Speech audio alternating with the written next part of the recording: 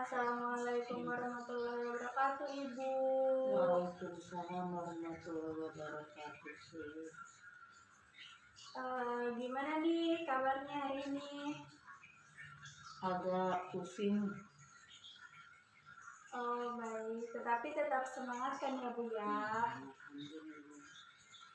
Sebelumnya perkenalkan, nama saya Riko Herawati dari Universitas Paletehan, jurusan S1 Keperawatan. Alhamdulillah di sini saya mendapatkan izin untuk memberi informasi mengenai hipertensi. Baik, sebelumnya apakah Ibu sudah dengar hipertensi itu apa? Pernah sudah mungkin darah tinggi. Baik, benar. Jadi penyakit hipertensi atau tekanan darah tinggi adalah salah satu jenis penyakit yang mematikan di dunia, dan faktor resiko paling utama terjadinya hipertensi yaitu faktor usia. Sehingga tidak heran penyakit hipertensi sering dijumpai pada usia senja atau lanjut. Jadi ada tahap-tahap hipertensi yang meliputi tekanan darah normal. Tekanan darah itu normal jika di bawah 120/80. Terus ada prahipertensi, itu adalah tekanan sistolik yang berkisar sekitar 120 sampai 139, atau tekanan darah diastolik yang berkisar dari 80 sampai 89. Jadi prahipertensi itu cenderung memburuk dari waktu ke waktu. Jadi hipertensi juga mempunyai dua tahap. Yang tahap pertama adalah tekanan sistolik berkisar 140 sampai 159, atau tekanan diastolik berkisar sekitar 90 sampai 99. Hipertensi tahap yang kedua tergolong lebih parah. Hipertensi tahap 2 adalah tekanan sistolik 160 mmHg atau lebih tinggi, atau tekanan darah diastoliknya 100 mmHg atau juga bisa lebih tinggi. Jadi penyebab tekanan darah tinggi atau penyebab hipertensi itu ada dua. Hipertensi primer yang merupakan 90% penderita hipertensi, penyebabnya tidak diketahui dengan pasti dan cenderung terjadi bertahap selama bertahun-tahun. Ya, faktor gaya hidup dan genetik diduga memiliki peranan penting sih. Yang kedua itu hipertensi sekunder.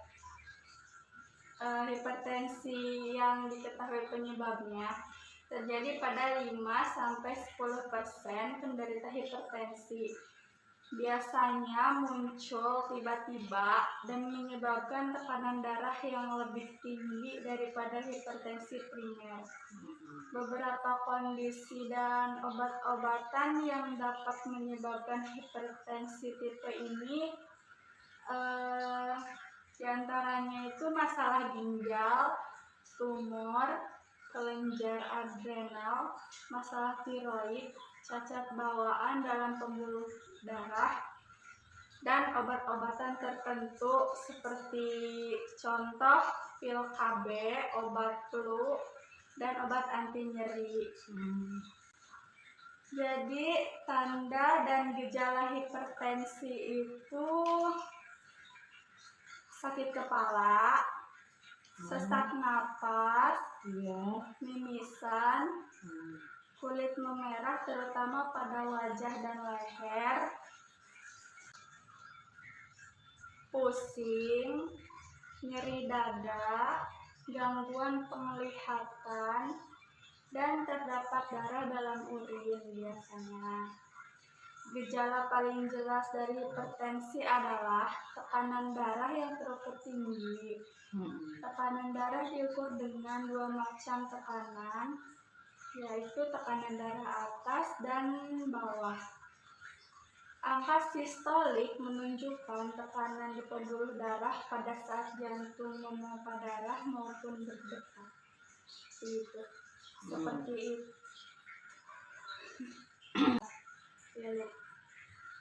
Jadi cara menghadapi hipertensi itu gimana, Sus? Cara mencegahnya gitu. Iya.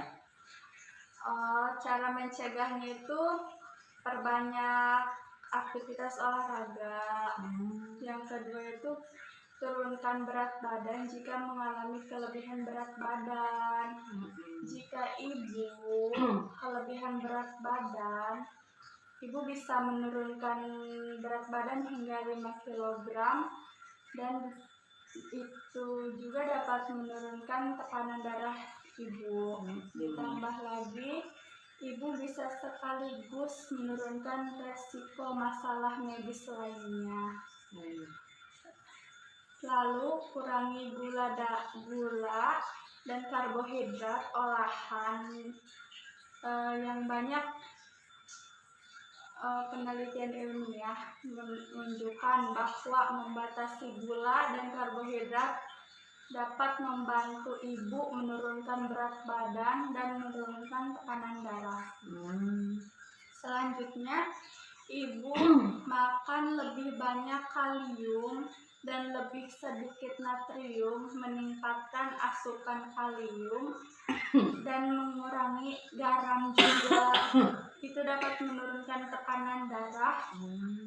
Jadi kalium punya dua peran sekaligus dalam mengendalikan tekanan darah, yaitu mengurangi efek garam dalam sistem metabolisme tubuh dan mengurangi ketegangan di pembuluh darah.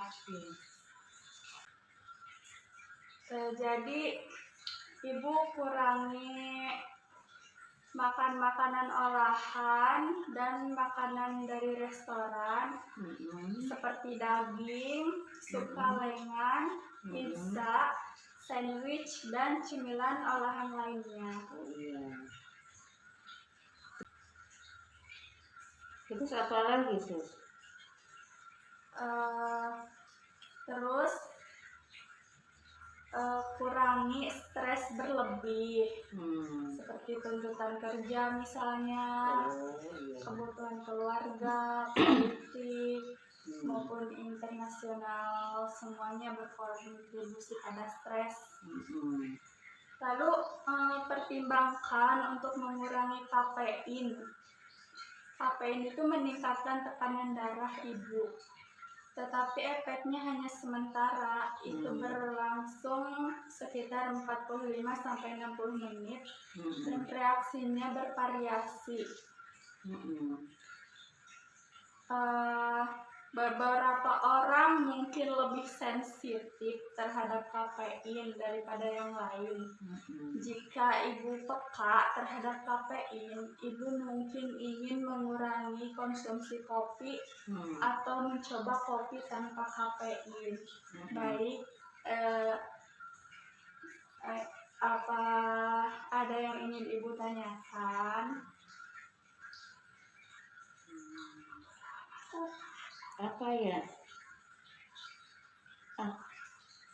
Cukup, barangkali cukup ini. Ibu sudah paham? Alhamdulillah, insya Allah paham. Baik, mungkin cukup sekian informasi tentang hipertensi dari saya. Kurang lebihnya mohon maaf ya Ibu. Assalamualaikum warahmatullahi wabarakatuh. Waalaikumsalam warahmatullahi wabarakatuh. Terima kasih waktunya Ibu. Sama-sama.